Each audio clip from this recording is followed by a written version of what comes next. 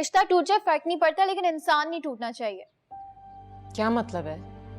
क्या अब शादी में कोई प्रॉब्लम हो गई है? मुझे नहीं पता, और आप जाके सलमान भाई से पूछे ना, उनसे बात हुई? वो क्यों मुझे फोन करेगा? हाँ, वो क्यों आपको फोन करेंगे? आप तो उन्हें जानती ही नहीं है ना। वैसे बहुत अजीब बात है, आप ही इतने सालों का रिश्ता चंद दिनों में खत्म हो गया। तुम कितनी साइड ले रही हो? भूल गई हो कि सलमान आंटी ने मेरे साथ क्या किया? इतना कुछ नहीं कर दिया, रिश्ता लेकर भी आई थी वो। हाँ जी जी भाभी, आप लोग आइए ना खाने पे हमारी तरफ। जी वो दरअसल हमने सोचा सब इकट्ठे हो जाएंगे, वरना सबकी मसरूफियात रहती हैं। जी इंशाल्लाह फिर मुलाकात होगी, बिल्कुल। जी अच्छा। एक तो मुझे तुम्हारे अब्बा की समझ में नहीं आती, अजीब इंसान है।